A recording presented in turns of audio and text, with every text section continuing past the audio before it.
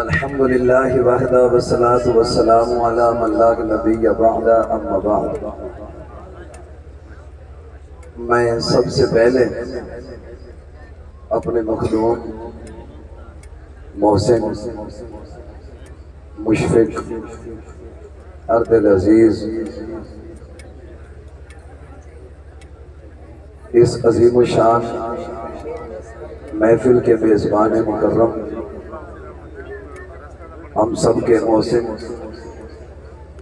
حضرت اقدس حضرت پیر سید محمد شاہ جرار صاحب دامت برکاتہم العالیہ کو مبارکباد پیش کرتا ہوں۔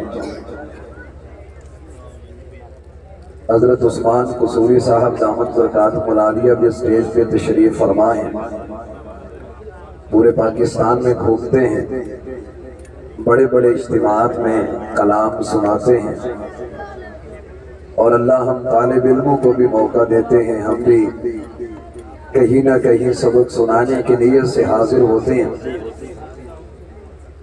اتنا بڑا مجمع اور اتنا جاگتا ہوا مجمع اور اتنا بلبلہ اور جوش میں بیٹھا ہوا مجمع، جو عصر کی نماز کے وقت سے آنا شروع ہو اور فجر کی نماز تک پنڈال میں بیٹھ کر وہ پورے جوش اور جذبے کے ساتھ اس مجلس اور اس محفل کو کامیاب کرے، کم از کم جنوبی پنجاب کی حد تک یہ مجمع اگر اللہ نے کسی کو دیا ہے تو وہ حضرت شاہ صاحب کی اس محفل کو دیا ہے۔ اللہ تعالیٰ شرف قبولیت نصیب فرمائے۔ اللہ ہمارے ان گزرتے ہوئے لمحات کو قیامت کے دن آمنہ کے لال کی طرف سے شفاعت اور سفارش کا سبب اور ذریعہ بنا دے۔ میری اور آپ کی ملاقات بہت سارے اجتماعات میں ہوتی رہتی ہے۔ حضرت عثمان قصوری صاحب نے بڑا طویل سفر کیا ہے اور واپسی پہ بھی لمبا سفر کرنا ہے، اور ابھی مہمانان گرامی نے بھی آنا ہے۔ میں ان کے درمیان اور آپ کے درمیان زیادہ حائل نہیں ہوتا۔ ابھی جب اس پروگرام میں شرکت کے لیے میں ہیڈ پنجنن کو کراس کر رہا تھا اور بہت سارے لوگوں کے آنے کا انداز یہ بتا رہا تھا کہ وہ حضرت شاہ جی کی محفل میں جا رہے ہیں، اور جب یہ بالکل چوک کے قریب پہنچا اور بالکل جلسہ گاہ کے قریب آیا اور مدرسہ کراس کیا تو یہ کمکمے، یہ روشنی، یہ لوگوں کا جوش اور جذبہ اور لوگوں کا استعداد میں آنا، اس سارے مرحلے کو دیکھ کر غالباً اس شاعر کا نام ناظم چشتی مرحوم ہے، ان کا مجھے ایک شعر یاد آیا۔ وہ شعر سنا کر بات کو ختم کرتا ہوں، اور میرے اس شعر کو آپ بھی ضرور سمجھیں گے، نہ سمجھے تو حضرت قصوری صاحب کو ضرور سمجھیں گے۔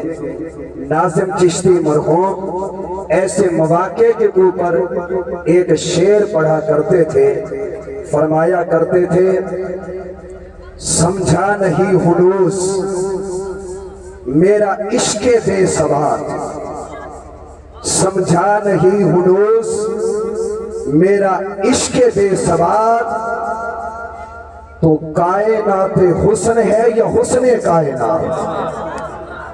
سمجھا نہیں ہنوز میرا عشق بے ثبات، تو کائنات حسن ہے یا حسن کائنات؟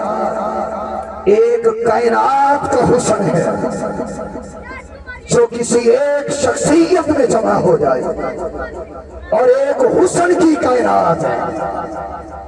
ناظم چشتی مرحوم کے شعر کا مطلب یہ تھا، آقا آپ کی ذات کو دیکھیں تو آپ کی ذات ساری کی ساری حسن اپنے اندر رکھتی ہے۔ اور میرے آقا میں کائنات کے حسن کو دیکھو، کائنات کی رعنائیوں کو دیکھو، کائنات کے جلوے کو دیکھو، کائنات کی روشنی کو دیکھو، کائنات کی خوبصورتی کو دیکھو، کائنات کی جگمگاتی ان لہروں کو دیکھو، کائنات کی خوبصورت جگہوں کو دیکھو۔ آئی امی عائشہ کے حجرے میں سوئے ہوئے میرے پیارے آقا کائنات کو دیکھ کر یہ کہنے پہ مجبور ہوں یہ کائنات کو حسن ملا ہے تو مصطفیٰ تیرے صدقے ملا۔ سمجھا نہیں ہنوس میرا عشق بے ثبات تو کائنات حسن ہے یہ حسن کائنات۔ حضرت شاہ جی دامت برکاتہم العالیہ اور اس اسٹیج اور پورے مجمع میں تشریف لانے والے میرے غیور مصطفیٰ کے عاشقوں، یہ رونق مصطفیٰ کا صدقہ ہے۔ شہابنا بھی آیا، پرایا بھی آیا۔ ایک بات کہتا ہوں اسی پہ بات کو ختم کرتا ہوں۔ یہ دیوبند کا سٹیج، کس کا سٹیج ہے؟ یہ دیوبند کا سٹیج ہے اور ذمہ دار سٹیج۔ ہم سب کو جوڑ تو سکتے ہیں کیونکہ کھلے دل والے، جوڑتے بھی ہیں، بٹھاتے بھی ہیں، بلکہ بھی بچھاتے ہیں، لیکن ہیں دیوبندی ہے کیا؟ سوری صاحب شاہ جی میں ایک دفعہ کتاب پڑھ رہا تھا، اس میں آیا کہ قائد اعظم محمد علی جناح نے پاکستان کا جب پرچم لہروانے کی باری آئی تو مولانا شبیر عثمانی کو کہا پرچم تو لہرا، پرچم تو لہرا۔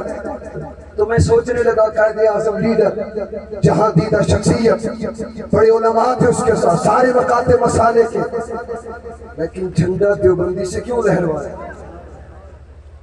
جو مجھے سمجھ آتی ہے، آپ کی سبحان اللہ تائید ہو جائے گی، اگر نہیں کہو گے تو میں سمجھوں گا میری غلطی ہے۔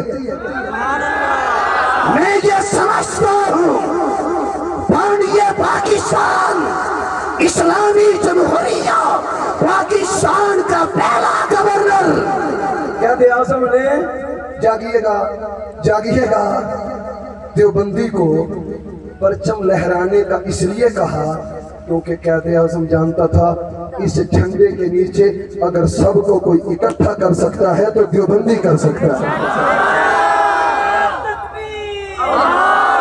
اور تاریخ گواہ ہے، سیاست کا میدان، عظمت صحابہ کا میدان، ختم نبوت کا میدان، ایک جھنڈے کے نیچے دیوبند نے اکٹھا کیا ہے۔ اس لیے حضرت شاہ جی نے سب کو جمع کر لیا ہے۔ دیوبندی سبق لے کے جائیے گا کہ اس شریف میں مسلک احناف علماء دیوبند کی محفل نعت کے سٹیج پر دیوبندی کہہ رہا تھا، اے آقا کائنات کا حسن آپ کی وجہ سے ہے، آپ کی ذات بھی ساری کائنات کا حسن رکھتی ہے، اور اس کائنات کی یہ رعنائیاں، یہ عزتیں، یہ عظمتیں، یہ شراکتیں، یہ رفعتیں، یہ منقبتیں، یہ بلندیاں اگر ہیں تو مصطفیٰ کے صدقے۔ آخر میں اٹھ مرد مجاہد ہوش میں تعمیر خلافت پیدا کر، کیوں فرقے فرقے ہوتا ہے، اب ایک جماعت کو پیدا کر تو بھی ترقی دنیا میں، اسباب تجارت پیدا کر، قارون کی دولت ٹھکرا دے، عثمان کی دولت پیدا کر، اسلام میں کر تو بڑھتا ہے، ظلم سے پھر کیوں ڈرتا ہے، یا اسلام کا نام نہ لے، یا شوق شہادت پیدا کر، دل سے کو گھبرائے نہ، حالات بدلنے والے ہیں، جو کانٹے بن کر آئے تھے وہ لمحے ٹلنے والے ہیں، مظلوموں کی آہوں نے شولوں کی ادائیں کہہ لی ہیں، शिकायतों को बसनेगानों के जालिम बदलने वाले हैं। हिम्मत नहीं तूफानों में जज्बों को हमारे छीन सके। जितना हमको कुचलेंगे हम उतना उछलने वाले हैं। रहमानी साहब के कद से भी छोटा कद था। पेपलिया की जामिया मस्जिद थी, अम्मी ऐशा का नाम लेने वाला। पेपलिया की जामिया मस्जिद के मिंबर और मेहराब पर एक खतीब आया था जिसने अम्मी ऐशा की इज्जत का नारा लगाया था। उस मर्दे कलंदर का, उस पेपलिया की जामिया मस्जिद के खतीब का वो नारा पूरी दुनिया में गूंजा। वो कहा अम्मी ऐशा का हलाली गैरतमंद बेटा बयान के आखिर में कहा करता था, फला फिल्ला की बहनें बताता राज मुस्मर है, जिसे मरना नहीं आता उसे जीना नहीं आता।